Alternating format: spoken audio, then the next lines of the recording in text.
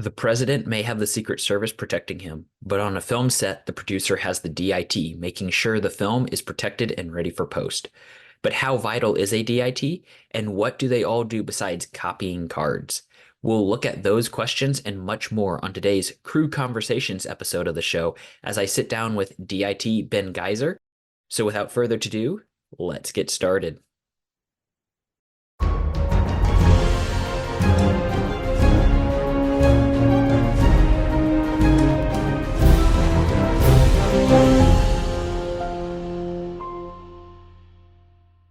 Thank you for coming on the Producers Podcast today, Benji.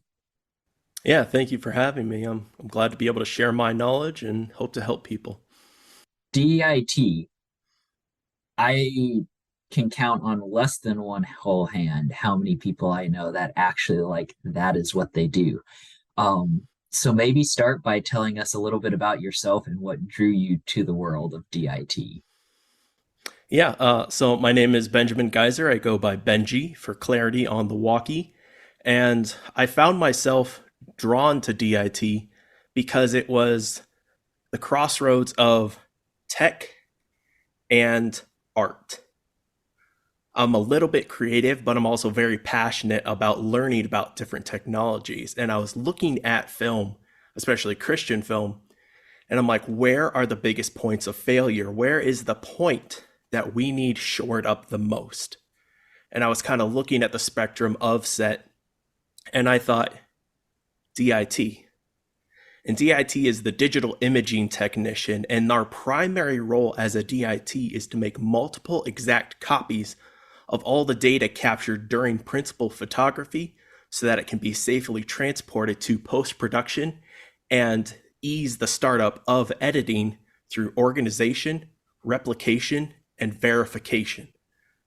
So organization is first and foremost with DIT. We have to be able to have a very simple and repeatable organization structure so that when you look into the drive and you see where everything is, you should be able to see those folder names and know what's in it as you're looking at it. And replication is far more than copy and paste. It's generally controlled by software, so it's very repeatable, and it's actually calculating a value called a checksum. And that checksum is kind of like every pixel, every color having a number, and it adds up the numbers from every color across the entire film. Every pixel, every frame, it's calculating that up. And then the verification is when it has the hard drive read it back. It calculates that number again to make sure that they match exactly. Think about a parent reading a book to their child, and they have their child sitting in their lap and they read the book. Maybe it's, the little engine that could. So the parent is reading that book to their child, and then it's the child's turn. The parent is there looking over their shoulder with care, reading along in their mind as their child reads that book to correct any pronunciation errors and to help that child if anything comes up. And then that child is able to start that sentence over again. You're verifying word for word that your child can read. And just like the master copy off of the camera card, so the computer is doing it, reads that story to the hard drives. And then it has the hard drives read that story back to ensure they're perfectly identical. So when we verify with checksums, it's a perfect match. Or it tells us that it's not, in which case we have to do another replication and then verify that it's a perfect match. But we can always rest assured that that verification process, if a single pixel changes a slight different color, it's going to yield an error. So we know when the verification is clean, everything's perfect. Yeah, I guess I'd be curious, because like I mentioned, I don't know a lot of people that do this.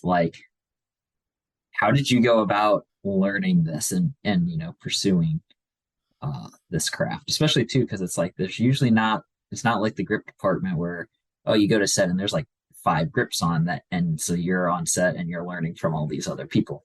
Yeah, so I first met a DIT when I had the privilege to visit the set of the Kendrick Brothers film Overcomer. while they were filming outside of Atlanta, Georgia. And I was on set and I got to see their process of how to organize a set. And so I was hanging around the cameras because I've always been fascinated by the cameras, just the technologies, how they interpolate the light we see into data. And I saw this guy standing in front of a cart with a computer. And I would see a camera guy go to him and then come back. And I'm like, well, what's this guy doing? What's this over here? So I walked over to him and I don't remember his name, but he said, I'm a DIT.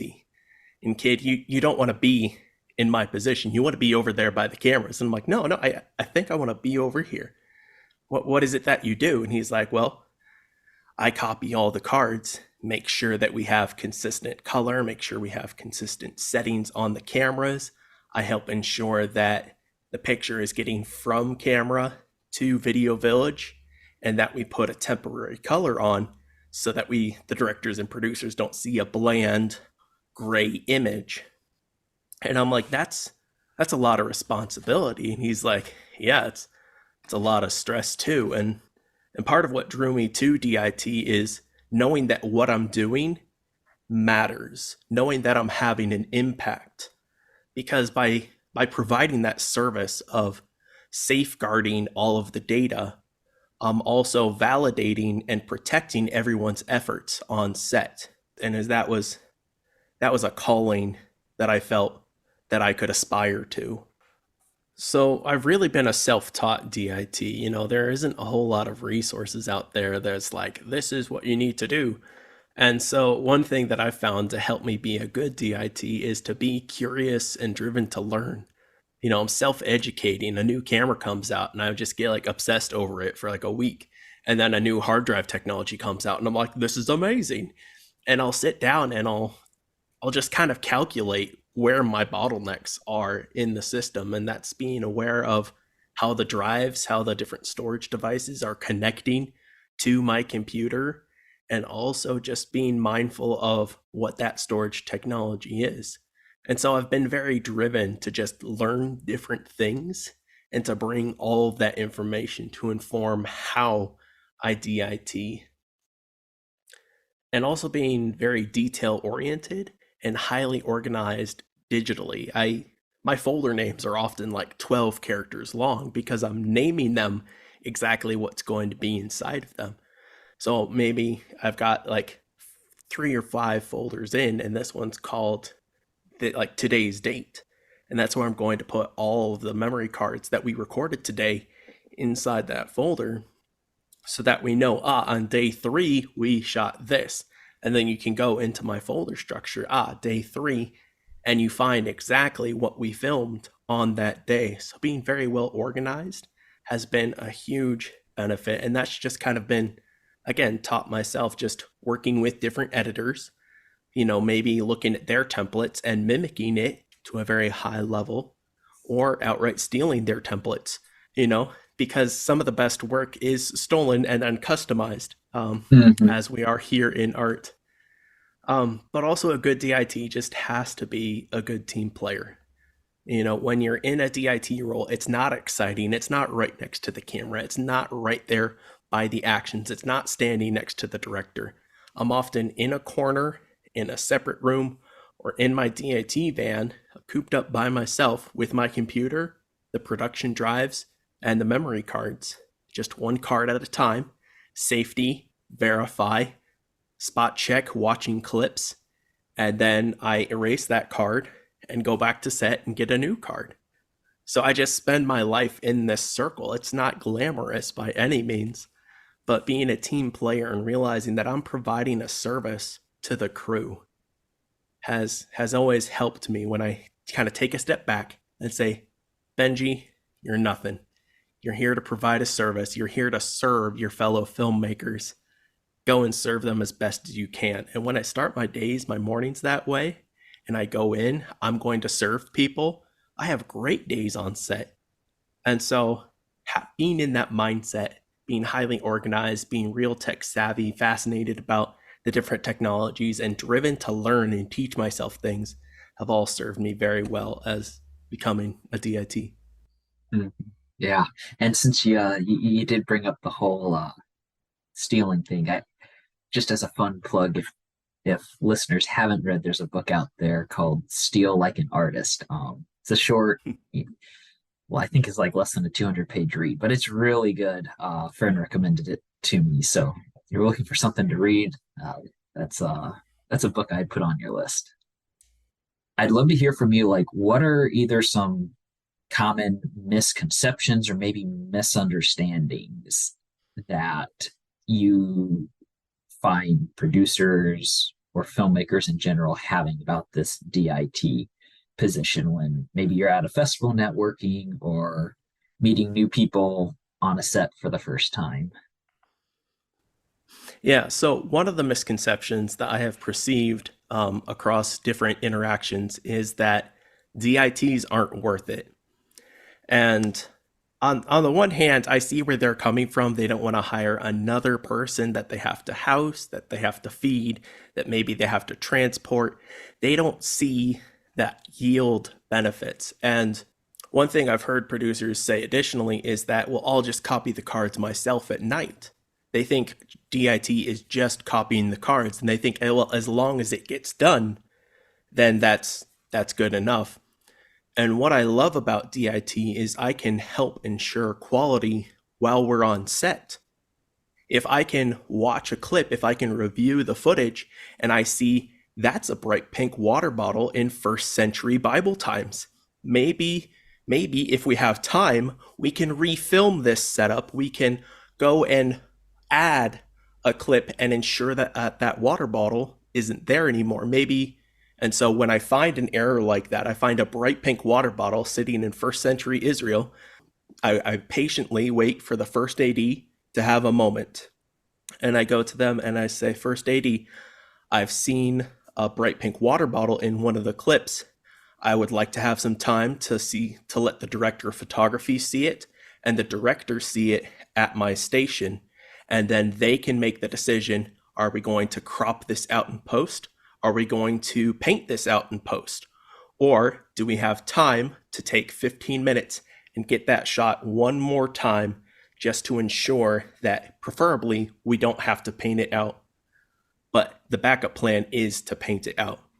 And so the few times that that's happened where I've seen something egregious like film gear or water bottles or even personnel in the edge of the shot, I've been able to prevent reshoots, which are very expensive, and I've been able to prevent very costly post-production processes, rotoscoping frame by frame. It does add up. A lot of these places are charging well worth, what they're worth. They're charging hundreds of dollars an hour. So if I can prevent that and we can spend 15 minutes, maybe call Grace on lunch to grab that shot one more time, my efforts, because I'm dedicated to the safety of our footage, has helped save thousands of dollars. And so in a way, the visual of the DIT can serve as an insurance policy against reshoots, against having to do so much more in post than we were wanting to. Now, no process is perfect, but DITs all have to have a regimented process that we go through to ensure that the cards are safe. And I'm kind of meandering off of what you asked. So, You were kind of starting to hit on this, but especially when you're a beginning filmmaker and like you're doing it all for free, and chances are, everybody is very beginner, or you're probably the most, like for me, when I was getting started, I was the most film nerdy of all my friends helping me. Everybody else, it was more like they were helping me because they were my friend. Or maybe they liked acting in school plays. So acting in my film was fun for them. Um, so like I guess what advice would you maybe have for those filmmakers where they're just at a point in their career where hiring somebody like you just isn't there? They have to do it themselves, of like, what should they keep in mind? um, to beginner filmmakers who are starting out and they have to do all the data wrangling themselves, I think that they need to physically write down a checklist and they need to physically go over it every single time that they are going to be copying footage. And what this checklist looks like for me is the card labeled? Now, this card labeling starts at camera, and a lot of production use kind of a tape system where one of the camera assistants will have some paper tape. Masking tape works perfectly fine, so does painter's tape. And they use a Sharpie and they write on it A camera 001 for the first reel of the production. And they place that over the door of where the memory card is accessed, so that you have to take that piece of tape off before you can open the door and remove that memory card. So that needs to be labeled on the outside of the camera, and that allows you to quickly see this is our first memory card. When that memory card is full, you then take the tape off, remove the memory card, and you place the tape on the memory card itself. Now, word to the wise, when I was in film school, I put that tape over the contacts of an SD card. And that tape pulled the gold-plated contacts off of that SD card, and I lost an entire card of footage for my senior project. So please be cautious. With SD cards specifically, please don't put the tape on the contacts. It's very rare, but please be cautious. The time that you can save by being mindful of what you're doing it compounds. And so that's the first thing. We have to label our memory cards. And then we need to have a place that we know that the memory cards, if they are in this box, if they are in this place, they are unsafe. They're hot media. So in addition to labeling the cards, I like to have 2 physical boxes. One box is for hot media, and it's a watertight box that keeps everything nice and safe. And we put the cards in it, close it, and then I process the cards out of that box through the DIT station and then into the clean box, the safe box. So by having 2 physical destinations for cards to be in, it ensures that I'm processing things once, I'm processing things correctly, and I always know the state that the media is in. So, thirdly on that list, you need to have checks of watching the clips that you're safetying. So, one of the ways you can do this is to have the viewers for maybe the raw codec, or maybe they're just MP4s. Maybe we're just recording log gob and we can view those right from our operating system. That's great. You need to watch your first clip and your last clip of every card. That way you can see if everything is working correctly. And then fourthly, you need to be mindful of what software you're using to back things up. Now, DaVinci has a clone tool, and that's in the free version. You need to go to the media, and then the clone tool is going to be in kind of in the middle center of that top bar. You can click it down, and that's where you can designate to copy from this memory card into this folder. And that clone tool, what it does is it first replicates everything, and then it reads back and verifies. What I don't like about that tool is it doesn't automatically remedy any errors. It will simply say an error has occurred. And then it's up to you to go and find that error and then resolve that error. A more expensive option that brings some peace of mind is Shotput Pro. And this is my go-to software because it will automatically resolve errors that it's able to. And it also generates a report, a PDF report, that shows a thumbnail of the video clip, as well as having the checksums and some of the metadata from the clips right there in the report. Seeing that metadata allows us to quickly refer back to what camera settings we had during a project during that clip specifically. Having the thumbnails allows you to quickly see, we were on scene 46 because we were at, the pool, things like that. It just allows for very fast ingestion of information. And so those are 2 big reasons why I like Shotput Pro. It does have a license, a one-time purchase license, and that's, I believe, $150 at time of publishing. And it does have an annual update fee so that you always have the latest codec support. For me as a DIT, if I have one project a year, it's worth purchasing that annual update. So I make that back in that single production just to have that constantly be up to date so that I'm always equipped with the best tools for that. Um, when I'm DIT, I always have to have at least 3 copies of footage before I format memory cards. And the reason why I always have to have 3 is to ensure that it's going to be safe. Because 1 is none and 2 is 1. You hear that saying a lot on film sets. If you have one thing, it's probably going to fail. If you have 1 plus a backup, then you essentially only have 1, because if the first one fails and the second one works, then you're still down to 1. So I have to have at least 3 copies of all of the footage. 1 is generally on the drive that will be sent to the editor. The second is on another drive owned by production that will probably be held by the executive producer. And then at times, the third copy is actually on my personal RAID, my personal redundant array of internal disks. It's a big, specialized computer that brings a lot of hard drives together for a very large amount of storage capacity. And I've been fortunate to work on some projects where every enclosure has been a RAID because we just wanted everything to be as identical as possible so that we could take a drive away from the editor, bring the other drive in, plug it in, and continue working. Essentially, my copies were that perfect that all the files were in the exact same spots so that they could just be physically swapped out if they had to be. But yeah, those are a number of good tips.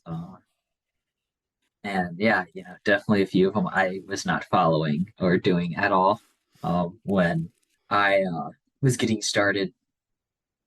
So I guess maybe jumping from people that are just getting started and doing it themselves to that kind of next point, which is like where you're at that budget level and crew size where like maybe you should have a DIT, but it's still at least to the filmmakers feels like a stretch either from the budget perspective or from the size of their project. So in your experience, like at what scale should a growing producer make sure like I'm having a DIT? Generally, that scale of production kind of hits around 30 crew members. I've kind of seen once we're over 35 crew members, I'm generally a part of crews. And especially when you have 2 cameras rolling. So you might be a crew of 20, but you have 2 cameras rolling simultaneously. You really do need someone that's dedicated. Their whole purpose on set is to ensure that the media is backed up safely. Because if you've got maybe your DIP is camera A op and you have another camera op and you have maybe 2 first ACs and 1 second AC, so you have a camera team of 5 people, they're not going to have time to peel away to copy cards for you. And waiting until the nighttime to copy cards and then seeing the bright pink water bottle in first century, Bible times, that's going to be a blow to morale and it's going to be a blow to momentum. Not until, because if you don't find those problems until the evening, when as a producer, you're trying to get all those ducks in a row, it's going to be harder to carry that momentum with a defeat like that when you see, oh no, it's in every shot for half the day, this bright pink water bottle, and then suddenly you need $10,000 more for rotoscoping in post, when it could have been solved with a quick check of the DIT, watching those clips and going, that's not supposed to be there, I think. And so right about that 30-person crew limit is kind of that transition that I've seen. But also, if you're going to have a lot of company moves, that's also critical to have a DIT, because the DIT can then hang back beyond the rest of the crew. So let's say we're at location 1 of 3 for the day, and the DIT's set up. Maybe they're in a van, maybe they're in a tent, maybe they're, just in a corner. What I like to do as a DIT is to always get the memory cards before the cameras ever enter a vehicle to drive somewhere else. Because I have to keep part of my mind thinking about the worst case scenario. I don't panic about it, I don't obsess over it, but I do need to be mindful of it. I need to take every step that I can to help prevent worst case scenarios from coming to reality. So, our first AD says that's a wrap. Let's move on to location 2. I'm making a beeline to camera team and possibly to audio team, and I'm harvesting those memory cards, and I'm telling them I'm going to arrive late, but I'm going to safety all the footage that we got here today, this morning, and then I will be on set, in 30 minutes after you, just approximating how long my transfers will take. But what it does is it helps my camera operators be at ease because I'm safetying their hard work. I'm safetying the DP's work. I'm safetying the gaffer's work. So if the gaffers have to leave a generator and an extension cord with me to safety all the footage, they're perfectly fine with that. I throw them in my car, I drive to set. In that situation, ideally, I have at least an associate producer staying with me, or maybe locations. Maybe there's a second locations person that's trusted by the producers, and then I give them a hard drive and we drive in our separate vehicles to the next location. Again, protecting against the worst case scenarios as often as I can, because we need to acknowledge that car accidents do happen, that in those car accidents, things can be destroyed. In data management, there's this famous story of, I believe it was Kmart, changing locations. And they're like, well, how do we get our servers from here to there? It's just across the parking lot. And they put their servers in a shopping cart and they rolled it slowly across the parking lot. But the sheer vibration of these hard plastic wheels on a hard blacktop parking lot actually was enough to disrupt multiple drives, and they lost their entire database and had to do a brand new inventory of the entire store because they tried to use a shopping cart to transport, because they didn't take those steps to be mindful to take care of transporting their data, even physically. So I'm always trying to be mindful, always trying to take extra care. Sometimes it seems like it's an overabundance of care. But if I aspire for an overabundance of care and I fall short and end up at adequate care, I'm still providing the amount of care that will help the project succeed. Yeah, no, I like that, especially your comment about how you don't stress out about the worst case scenario, but it's always in your mind. Like that is 100% like what a producer gets paid for. So I'm definitely going to be remembering that one. I like, yeah, I enjoyed hearing that because even this year I had a couple projects that were like that borderline, like is in terms of either location moves or size of crew of like, you know, do we need a DIT? And we made it work, but they were definitely ones that I think next time it's like we're just gonna push for that bigger budget to have a DIT and keep things a lot simpler. I guess kind of branching then from there of like, so you've decided you're gonna need a DIT for this project. What point in the production process should they be brought on? You know, are they somebody that as long as they're brought on a week before cameras start rolling, you're good? Or should this be somebody that is being brought on a few weeks or even maybe a month out in pre-pro for a project? Yeah, so DITs, we generally get up to speed very quickly. So we generally need brought in about that week before. Okay. Like it's really nice as a DIT to have a prep day where I can spend time with the camera assistants and then just finalize camera settings. What codec are we going to be filming in? What sensor size or sensor mode are we going to be operating at? What color space if we need to decide that? Helping coordinate and keeping that as consistent as possible. And then also, just talking with the our director of photography, what is his vision for this? Is he going to be utilizing a lot of interesting color work in post? Okay, maybe this dream sequence needs a lot more color work. Well, maybe we bump up and we record 12-bit color for that section. It's going to be a lot more data.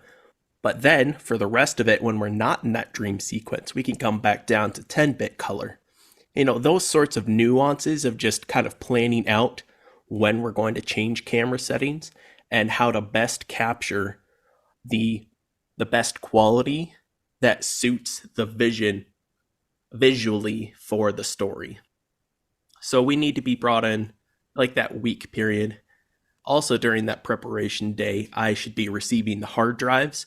I should be going through, formatting them. I should have already talked with our editor, at least by email, to know, hey, what operating system are they on? What format they would prefer their drive to be in? And then to get them to approve my folder layout. I'll send screenshots of this is how I like to organize folders. This is how I like to organize footage. And this is where you're going to be able to find this. It's always going to be here. And generally, my editors are able to approve my folder structure very quickly. Just a single screenshot. They're like, looks awesome. And so then I'm making sure that all of my folder trees are loaded onto those drives in that preparation day so that as soon as cameras start rolling on day one, I can have everything start to fall into place. Also during that preparation day, we should be doing black balance on the camera bodies. I should be getting clips of just with the body cap on the camera, just a quick 2-second video clip of all black, and then throw a lens on the camera and get a video clip of a piece of white paper being lit, moving across the entire field of view of the lens. I can do these checks to see if we have any dead pixels on this sensor or anything that's obstructing on the sensor. Maybe there's a little piece of dirt or dust or something. I can see that with a white sheet test. If we have a dead pixel, I should be able to see that with a black clip test. So I'm helping test the cameras, identifying pitfalls. Do we need to clean the sensor? How often are we going to make time to do additional black balances? If we're filming on Red, we need to do it a lot more. If we're filming on Canon or ARRI or Sony, we can probably justify about once a week, making sure that we have that. If we have the extra time, we'll do a black balance every morning. So I'm helping to set up all of these regimented ideas and tests that we can do to ensure the camera is operating consistently and that camera is going to be performing as expected. And then at the end of a project, it's really nice to have a wrap day where I can have, because I still have to make sure that all the drives are perfectly identical. And because I don't get to start on those last clips of the day until wrap is called, I still have work to do after wrap and then the morning after to ensure that all the previous day's work is 100%. So having that pre-day and that wrap day is incredibly beneficial. It's always a huge blessing to get paid for those days because I have to do that work anyway, whether I'm being paid for it or not. That's a lot of stuff I did not realize, especially you could almost, a lot of it, seems like camera test stuff. I didn't realize how involved DITs were with that. I always, when I, think camera test, I think, oh, we're just, looking to see how, certain set of lenses works with, flares or screens or different things like that we're going to be doing. But that was good.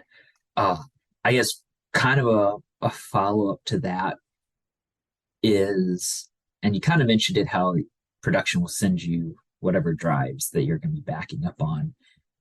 How involved are you with like choosing what drives production's purchasing, how big they need to be, those types of things? Is that more like, oh, the producer and maybe the DP figure it out, or is that more you're sending them the Amazon link of like, here, this is what you need to buy? Yeah, I'm 100% most productions sending the B&H link of, please buy this. I'm also providing that data estimate. So on one production, I was a part of a pre-pro Zoom call, And I asked the DP, like what is your vision for this? What codec are you thinking? What resolution? And they were like, we're going to be filming in anamorphic with Cook 2X lenses. And I'm like, okay, okay. And he's like, and I just want, open gate, pure open gate. I don't want any crops or anything like that. I'm like, okay.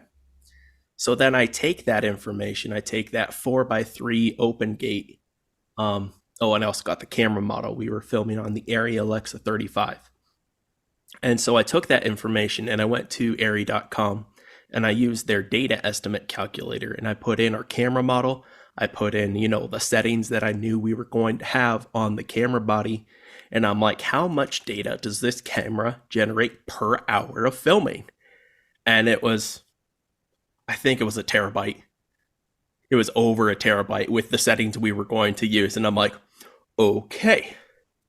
And over my years, I've tried to discern a metric that can be used to estimate exactly how much data we're going to have. And it does vary. The biggest variable that I can't place down is how experienced the crew is. If we're all kind of at intermediate, then we're probably going to capture about 2 hours of principal footage per camera body per production day. And so then I take that hour, this camera makes 1 terabyte an hour.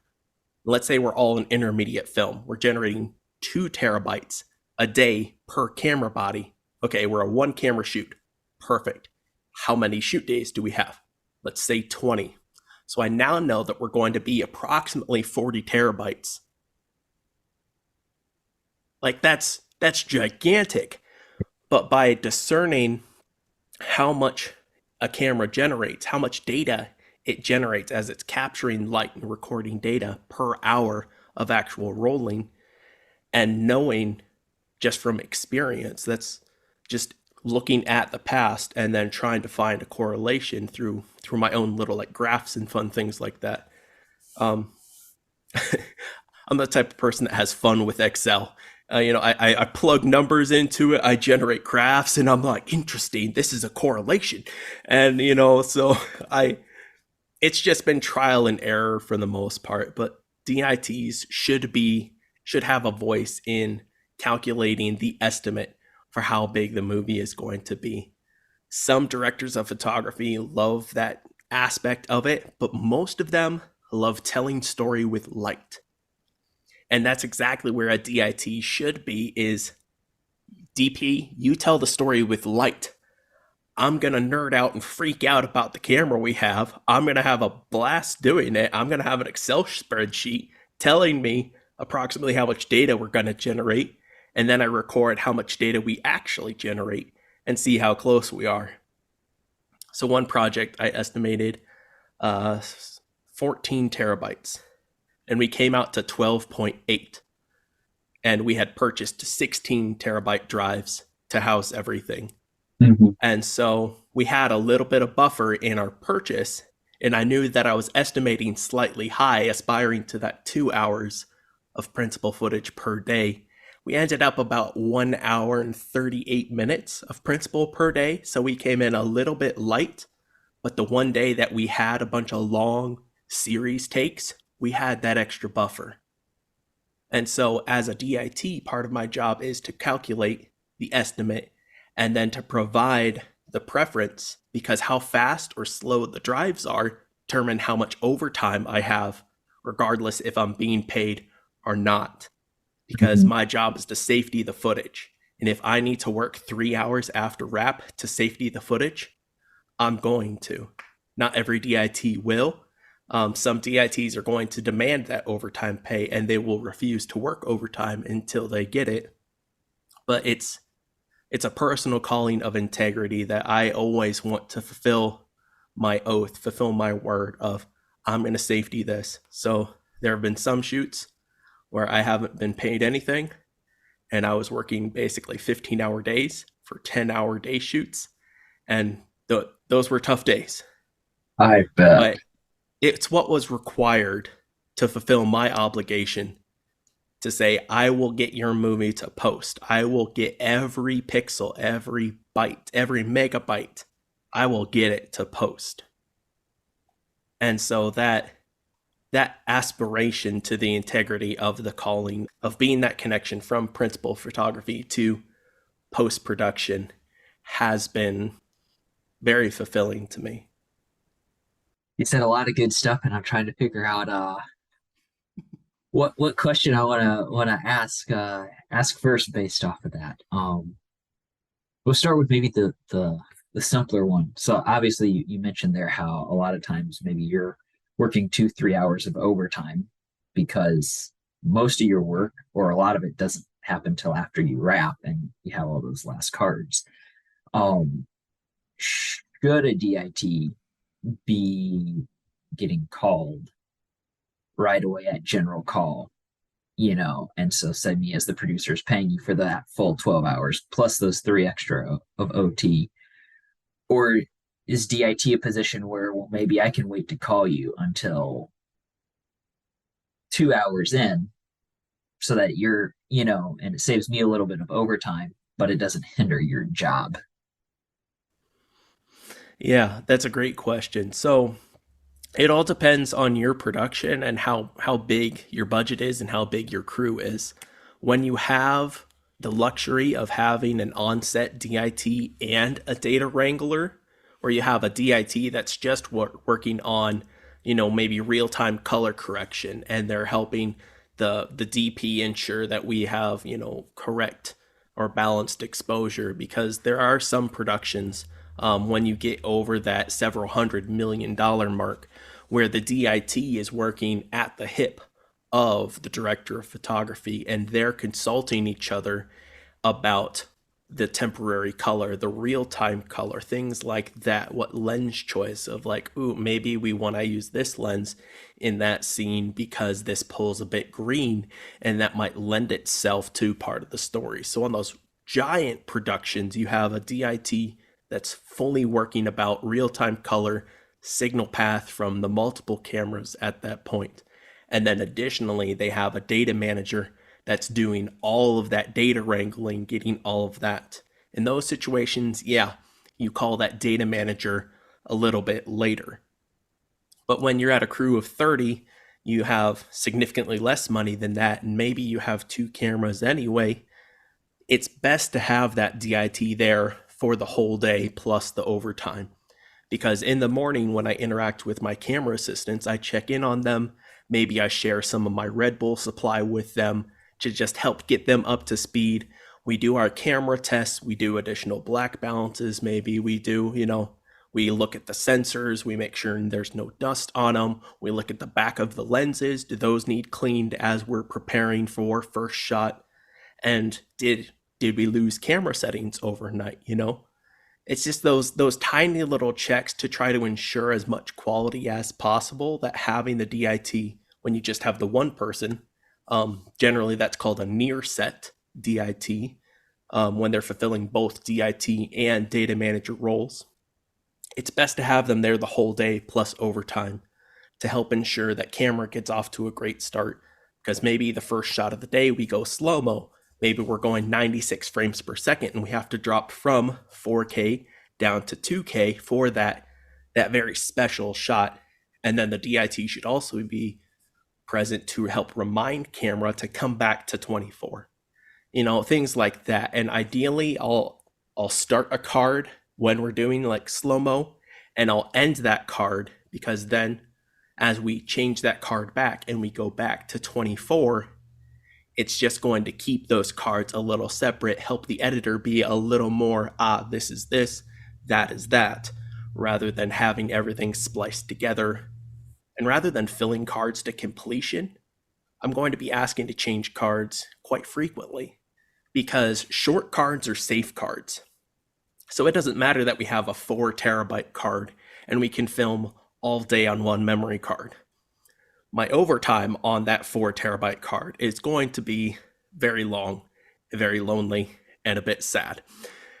But if I change those cards at maybe 500 gig increments, where we film, we're doing 4 card changes a day rather than one big card, my overtime is going to be less. I'll get to, hang out at second meal with people, actually socialize with the crew, show my face. They know that I'm like a part of the crew, and, I'm allowed to be here. I get to meet people, you know, because far too often as a DIT, I like show up the first meal, I get a plate, and I go back to my desk.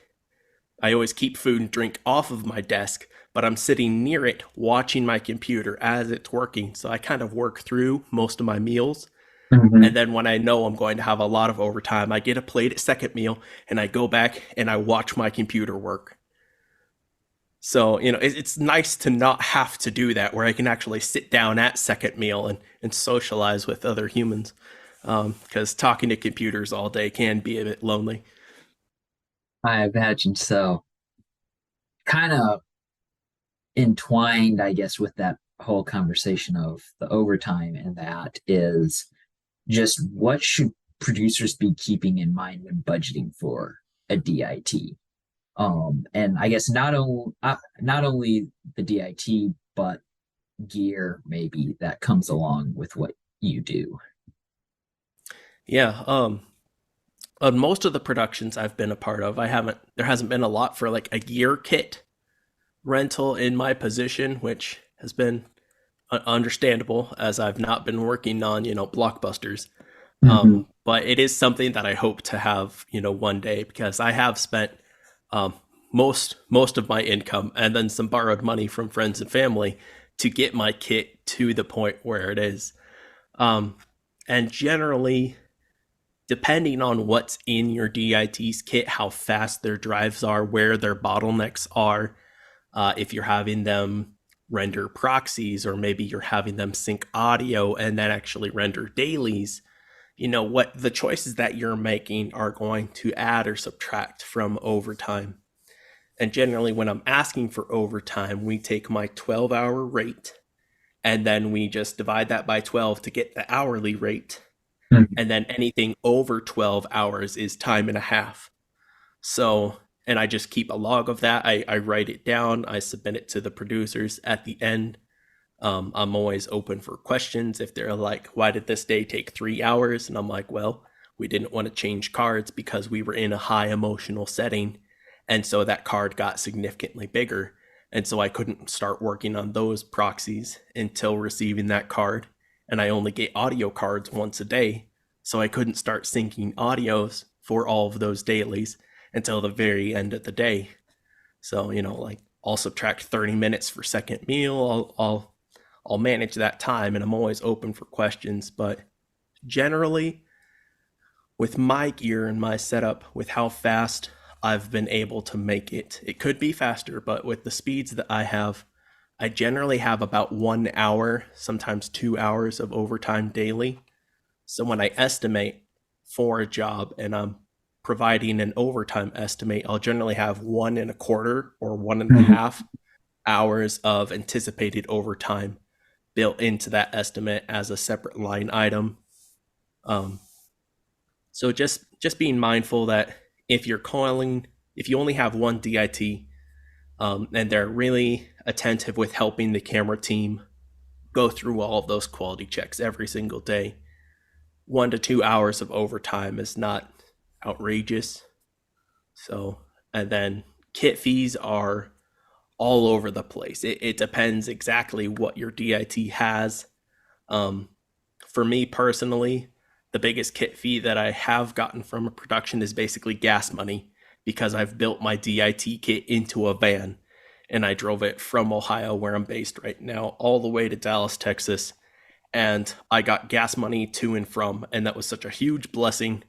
But that was basically my kit fee, and I was thrilled. I was so thankful that they were able to give me out of the travel budget that gas money. For sure. That's all super helpful to hear. And you did bring up your van, which was one thing I did want to give you a little bit of time to plug here because it's something I've not seen any other DITs have is their own like van for working. So yeah, tell us a little bit about it and why you decided to build it and all that cool stuff. Yeah, so I've built my DIT kit to be as robust, as powerful, and to have as many safety measures in it as possible. And none of that comes at a lightweight. So I've got a big 27-inch iMac computer. I've got a big heavy battery backup UPS. It's a APC 1500. I can run them all for about 20 minutes on that. I've got a big RAID. I've got, all of this equipment, and then I like to have extra bits and pieces just to make sure, just that I'm planning for the what ifs, the oh no's. And so I generally have about 150 pounds of gear. And I did 3 feature films where I was carrying that in and out of locations. And I was getting a workout, which was all right. I was doing the curls on the way into set, isolated bicep curls, power walking with, just 50 extra pounds, 100 extra pounds. I was doing some workout, like two birds, one stone. But occasionally it was raining, and I'm like, there's got to be a better way. And so rather than deciding to have to carry that 150 pounds of gear into and out of every location, I put it all on a Rubbermaid cart, and then I bought a Ram ProMaster van to put that cart inside of. And then I bought a generator to put on a rear platform on the back of that van. And the idea was that my DIT van is out of the weather, it's always assembled, and it has a lot of shock absorption in the system. So I put pneumatic wheels on the cart, so I've got some isolation there. And then I have foam layers underneath my RAID to absorb any shock there to help safety those hard drives. And just by having my kit fully assembled on a cart in a weatherproof van, I'm able to drive to location. I'm able to drive out to these remote locations where it's inconvenient. And I always park my van with my exhaust pointed directly to the sound microphone. No, that's a joke. I always park my van with the exhaust pointed away from set, knowing that most likely the gaffers are going to have similar generators powering lights. But by being off of gaffer generators, I'm freeing up those to power more lights to help tell that story better with light. Being in a sealed van, I don't have to worry about rain. I don't have to worry about direct sunlight. I can close the door and I can have my 20-bit color accurate iMac display showing me exactly what we captured. Just putting it all in a van made me mobile. It made me a little more convenient, where I can just power down and go. So I wanted to help. I wanted to help Christian sets, especially when we're contending for the gospel. I wanted to help those sets have data integrity, and I wanted to help those projects get safely to post, because I know we're struggling from times to get budget so that we can actually capture.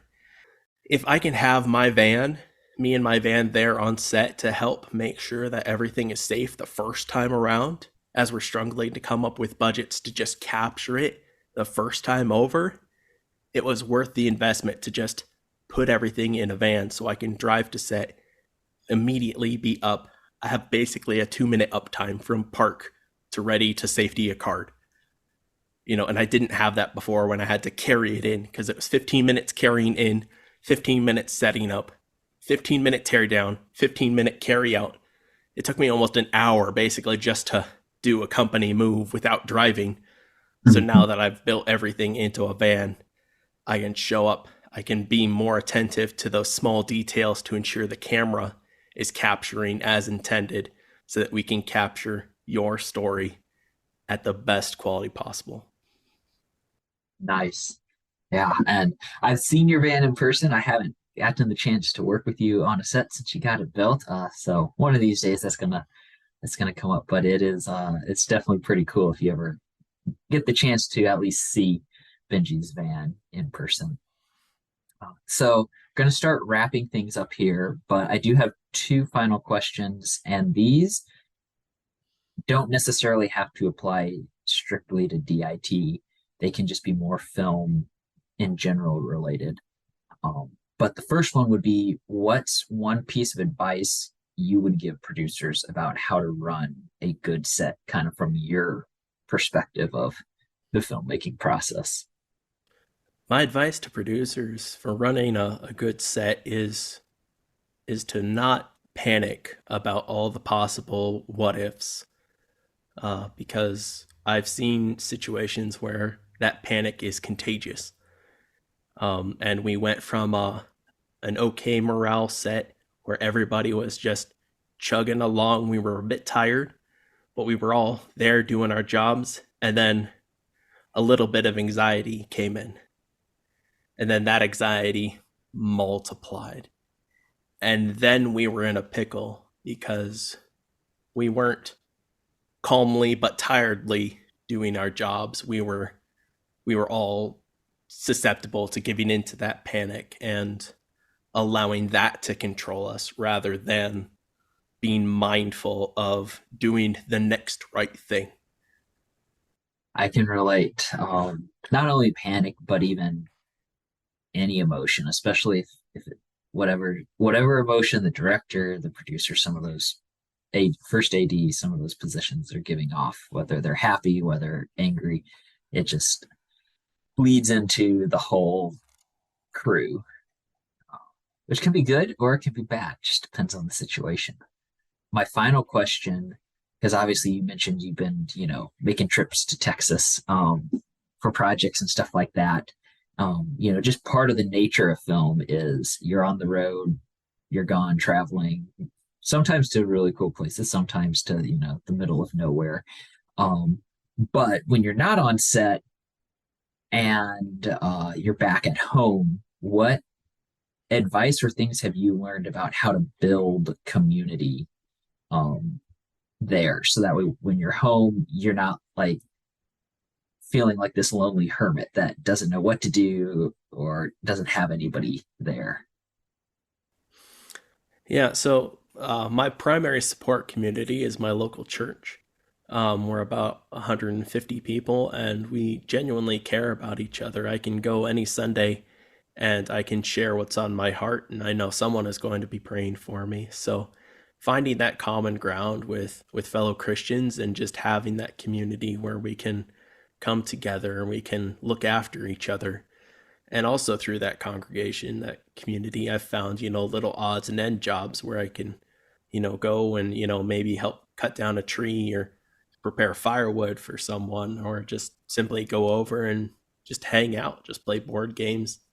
So being able to connect with a lot of family groups that way has been a huge blessing, and it's helped keep me grounded in my beliefs and just in that community mindset, because filmmaking is and always has been and will be a team sport. We all have to work together. We have to set maybe our squabbles aside, our personal preferences at times, and we have to find that common ground of we're all here to help tell this story. And so by exercising that in a community of common ground and then going out at different times and finding maybe a little less common ground with other filmmakers or other people on work sites, but still being willing to collaborate in that team effort to help get the project to completion. Awesome. Well, we are going to wrap up this episode then. So thank you, Benji, for taking the time to come on and enlighten us about the DIT process and everything that that role actually does on set to make pretty much everybody's lives hopefully a little bit easier. Yeah, thanks for having me. It was great to come on and share my perspective about this and hopefully inspire someone else who's a bit tech savvy and wants to be a bit creative. But man, if you don't mind the pressure and the stress of having the whole movie on your hard drives, it's a great place to be where I can help everyone succeed. And with that, we're going to wrap up this episode of the Producer Podcast. Make sure to follow us on social media at the Producer Podcast on Instagram and Twitter, as well as wherever you listen to podcasts. Head on out now and pick up your copy of the new book, The Producer's Life, a guide to practical film producing, written by show host Micah Versman. Until next time, thanks for listening.